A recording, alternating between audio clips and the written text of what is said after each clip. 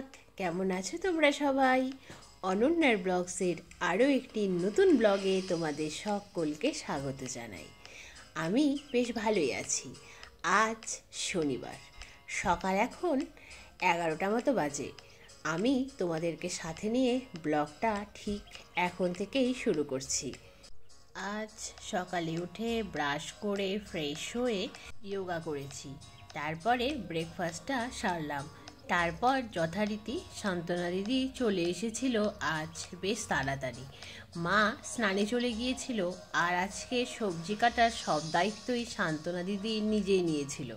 তো সেই জন্যই মা স্নান সেরে পুজো করতে চলে গেল, আর ততক্ষণে সান্ত্বনা দিদি সবজিগুলো কেটে দিল।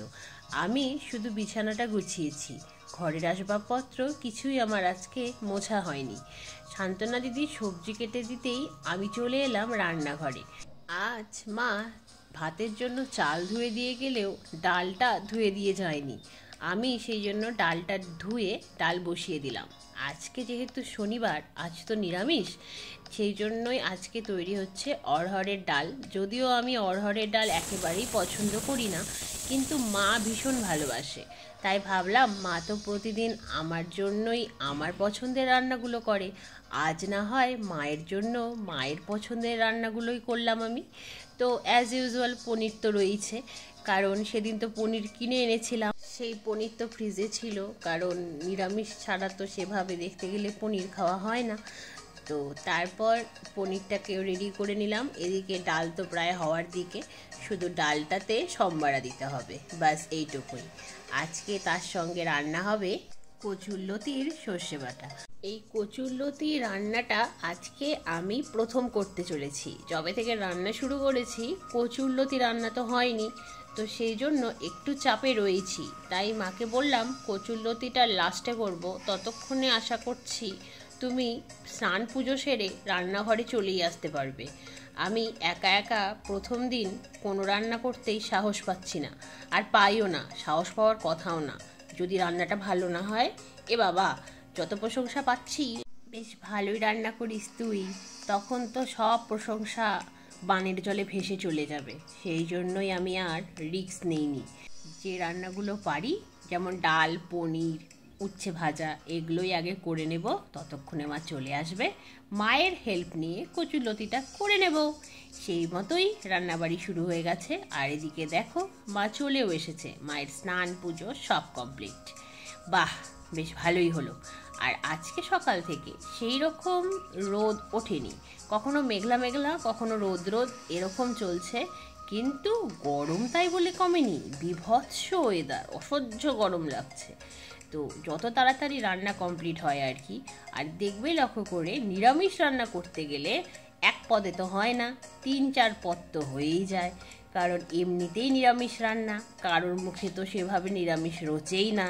তো নিরামিষকে যখন মুখে রোচাতে হয়, তখন একাধিক রান্না তোমায় করতেই হয়। তো সেই মতোই রান্নাবাড়ি চলছে একাধিক পদে।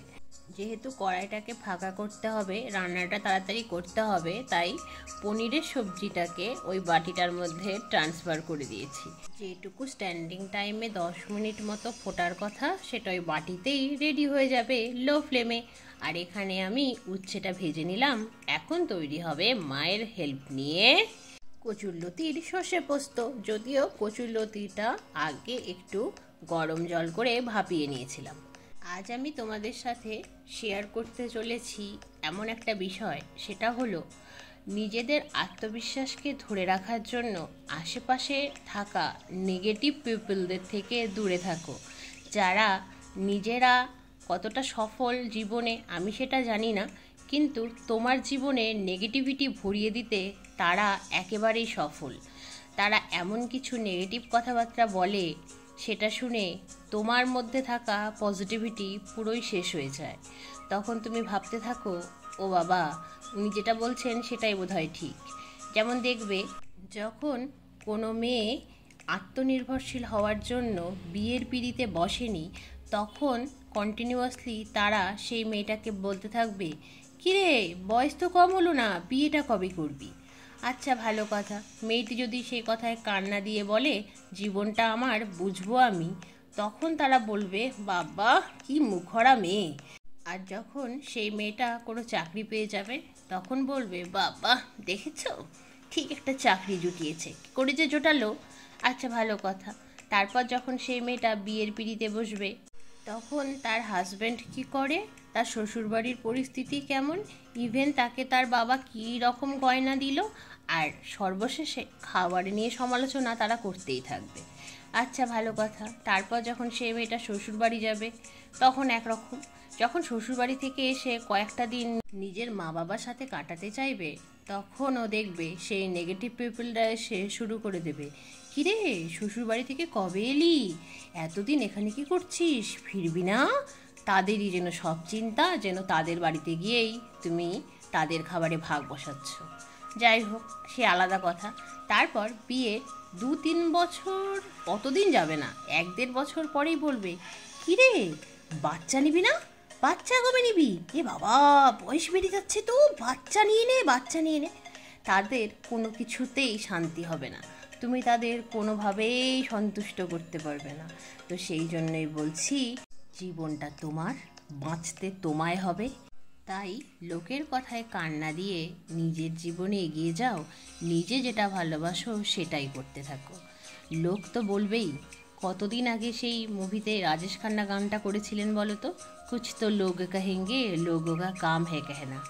লোকজনের কাজই হচ্ছে নেগেটিভ কথাবার্তা বলে তোমার এগিয়ে যাওয়ার, তোমার সাফল্যের পথে অন্তরায় হয়ে দাঁড়ানো।